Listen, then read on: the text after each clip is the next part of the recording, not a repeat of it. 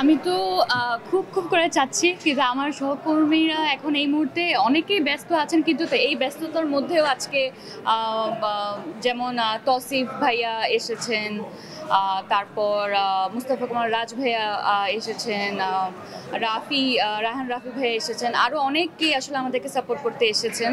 তো আমরা একটা ডেট সেট করার চেষ্টা করছি, সবার ব্যস্ততার ব্যাপারে একটু খোঁজখবর নিচ্ছি এখন।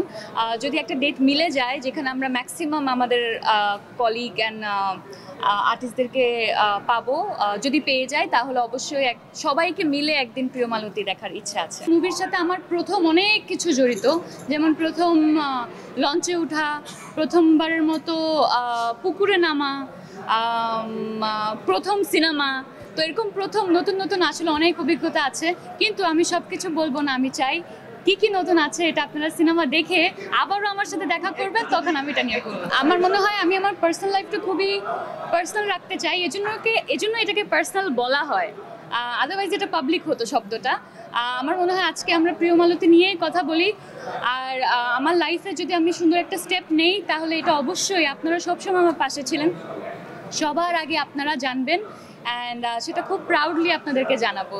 সো আপনাদের দোয়া চাই আমার জীবনটা, আমার ফিল্মটা, আমার পরবর্তী লাইফ পার্টনার সবাই যাতে আসলে সব কিছুই যাতে আমি ঠিকঠাকভাবে করতে পারি, আপনাদের দোয়া কামনা করছি।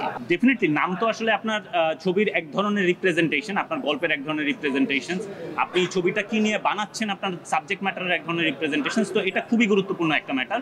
এবং আরেকটা বড় ব্যাপার হচ্ছে, যেহেতু প্রথমে আসলে নামটাই স্প্রেড হয় টুয়ার্ডস অডিয়েন্স, তো সেইখানে আসলে তো নামের সাথে অডিয়েন্সকে আসলে এক ধরনের কানেকশনস যাতে অডিয়েন্স পায়, সেটাও একটা গুরুত্বপূর্ণ ব্যাপার। তো সবকিছু মাথায় রেখেই আমাদের আসলে এটা নাম করা। পুরো মুভিটা দেখলে আসলে কেন নামটা প্রিয় মালতী এটা অডিয়েন্স আসলে রিয়েলাইজ করতে পারবে। এখানে একটা কানেকশন আছে, এই কারণেই এই নামটা দেয়া।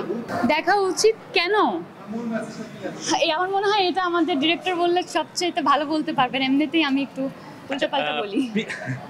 প্রিয় মালতী দর্শকদের দেখা উচিত, কারণ প্রিয় মালতীতে আসলে দর্শক অনেকগুলো ইস্যুর সাথে নিজেদেরকে কানেক্ট করতে পারবে, যেটা আমাদের প্রতিদিনের জীবনে ডেইলি লাইফে আমরা আসলে ফেস করি।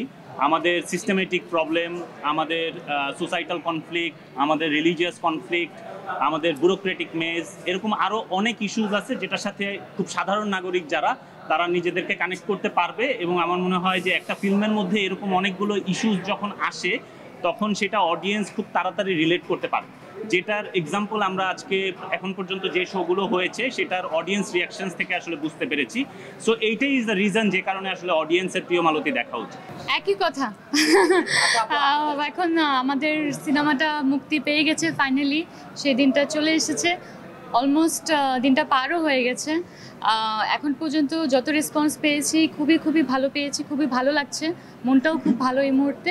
এবং আমরা চাই আপনারা এই গল্পটা দেখেন, সিনেমাটা দেখেন, এবং কোথায় কোথায় আপনারা দেখতে পারবেন সেই ইনফরমেশনটা ডেফিনেটলি আপনারা ফেসবুক, ইনস্টাগ্রাম, এই সোশ্যাল মিডিয়া হ্যান্ডেলসগুলোতে পেয়ে যাবেন।